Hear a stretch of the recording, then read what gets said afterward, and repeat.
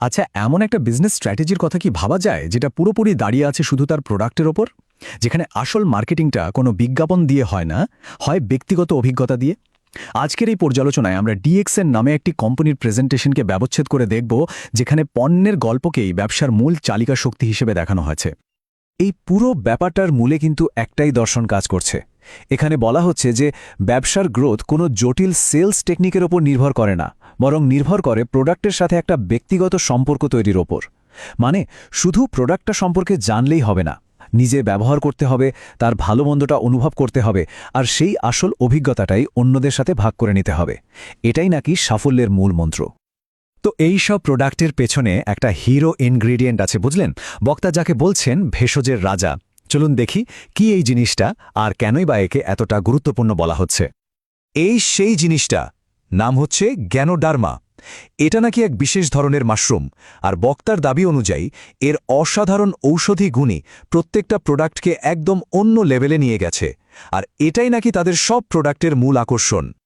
তো স্ট্র্যাটেজিটা শুরু হচ্ছে কিভাবে? খুব সহজ। আমাদের রোজকার জীবনে যে সাধারণ জিনিসগুলো আমরা ব্যবহার করি, যেমন ধরুন টুথব্রাশ বা সাবান, সেগুলোকে এদের স্পেশাল প্রোডাক্ট দিয়ে বদলে ফেলা। চলুন দেখি বক্তা কিভাবে এই সাধারণ জিনিসগুলোকে বাজারের সেরা বিকল্প হিসাবে তুলে ধরেছেন।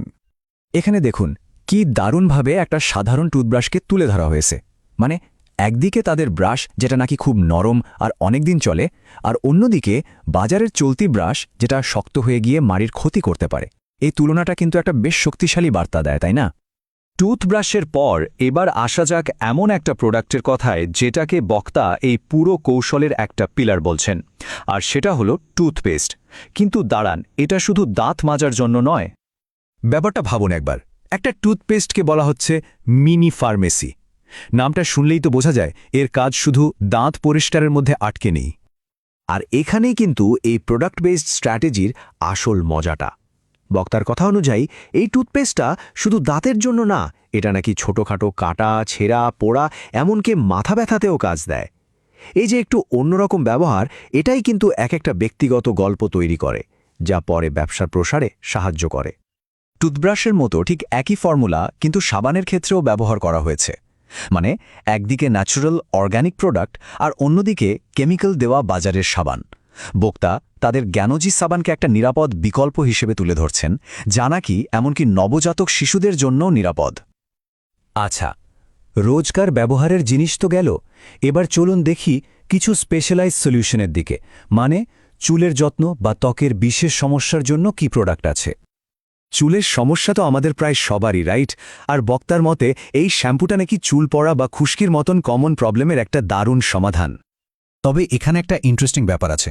বক্তা কিন্তু বলছেন না যে ম্যাজিকের মতো একদিনেই সব ঠিক হয়ে যাবে, বরং তিনি একটা হেয়ার জার্নির কথা বলছেন, যেটা 3 থেকে 6 মাস লাগতে পারে। প্রথম দিকে হয়তো একটু চুল পড়তে পারে, কিন্তু লম্বার সময়ে নাকি চুলের গোড়া মজবুত হবে আর নতুন চুলও গজাবে। এটা কিন্তু কাস্টমারের প্রত্যাশা ম্যানেজ করার একটা দারুণ উপায়। আর যদি সমস্যাটা আরও সিরিয়াস হয়, তার জন্য একটা সমাধান আছে, আর সেটা বেশ অদ্ভুত। শ্যাম্পু আর তেলের সাথে টুথপেস্ট মিশিয়ে মাথায় লাগানোর কথা বলা হচ্ছে। ভাবা যায়, এই ধরনের একদম অন্যরকম সমাধানগুলোই কিন্তু ব্যবহারকারীদের একটা ইউনিক গল্প বলার সুযোগ করে দেয়। তো বাইরের যত্ন তো হলো, এবার চলুন এমন কিছু প্রোডাক্ট দেখি যেগুলো নাকি শরীরকে ভেতর থেকে আর বাইরে থেকে আরাম দেওয়ার জন্য তৈরি। এরপর আসছে মাসাজ অয়েল, কিন্তু এটা শুধু একটা সাধারণ মাসাজ অয়েল নয়। বক্তার প্রেজেন্টেশনে এটাকে প্রায় সব সমস্যার সমাধান হিসাবে দেখানো হয়েছে। আর নামটাও দেখুন, ম্যাজিক অয়েল, মানে জাদুকরি তেল। নামটা শুনলেই তো মনে হয় এর মধ্যে নিশ্চয়ই বিশেষ কিছু আছে, তাই না? আর এর ব্যবহারের লিস্টটা দেখলে তো অবাক হতে হয়।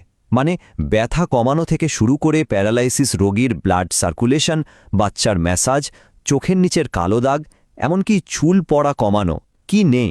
একটা প্রোডাক্টের এতগুলো ব্যবহার থাকলে সেটা তো বিভিন্ন ধরনের মানুষের কাছে আকর্ষণীয় হবেই। সবশেষে আমরা এমন একটা প্রোডাক্টের কথা বলবো যেটা আমাদের অনেকেরই রোজকার সঙ্গী, কফি। কিন্তু এখানে ব্ল্যাক কফিকে শুধু একটা পানীয় হিসেবে নয়, একটা হেলথ ড্রিঙ্ক হিসেবে দেখানো হচ্ছে। এই চার্টটা দেখুন, বলা হচ্ছে এই কফিটা নাকি শুধু আমাদের এনার্জি দেয় না, এটা ব্রেনে অক্সিজেন বাড়ায়, ব্লাড প্রেশার কমায়, এমনকি ডায়াবেটিস রোগীদের জন্যও ভালো। মানে রোজকার একটা অভ্যাসকেই হেলদি বানিয়ে ফেলার প্রস্তাব দেয়া হচ্ছে। আর এই সব দাবির পেছনে সবচেয়ে বড় যুক্তিটা কি? এই সংখ্যাটা 0.06%। বক্তার দাবি এই কফিতে ক্যাফেইন আছে নামমাত্র, যা সাধারণ কফির তুলনায় কিছুই না। আর এটাই নাকি একে এত সেফ আর হেলদি বানিয়েছে। তো এতক্ষণ তো আমরা অনেকগুলো প্রোডাক্টের কথা শুনলাম, কিন্তু আসল প্রশ্নটা হলো এই প্রোডাক্টগুলো দিয়ে ব্যবসাটা হবে কিভাবে? চলুন এবার পুরো কৌশলের সারমর্মটা দেখে নেওয়া যাক। দেখুন, পুরো বিজনেস মডেলটা কিন্তু মাত্র 3টা সহজ স্টেপের উপর দাঁড়িয়ে। 1. নিজে প্রোডাক্ট ব্যবহার করুন। 2. নিজের অভিজ্ঞতাটা অন্যদের বলুন। আর 3. প্রোডাক্টগুলো সম্পর্কে আরও জানতে থাকুন। এই সিম্পলিসিটিটাই হয়তো এই মডেলের মূল আকর্ষণ। তার মানে শেষ কথাটা কি দাঁড়ালো? এই ব্যবসার মূল ভিত্তিটা কোনো সেলস টেকনিক নয়, বরং বিশ্বাস। বক্তার মতে সবচেয়ে শক্তিশালী মার্কেটিং টুল হল ব্যক্তিগত ব্যবহার থেকে তৈরি হওয়া এক একটা খাঁটি গল্প, আর সেটা যে কোনো বিজ্ঞাপনের চেয়ে অনেক বেশি কার্যকর। তো এই পুরো আলোচনাটা শেষ করা যাক একটা প্রশ্ন দিয়ে। যখন একটা ব্যবসার পুরো ভিত্তিটাই দাঁড়িয়ে থাকে ব্যক্তিগত গল্পের ওপর, তখন এটা কি আমাদের মার্কেটিং এবং মানুষের সাথে মানুষের বিশ্বাসের সম্পর্ক নিয়ে নতুন করে কিছু ভাবতে শেখায় না?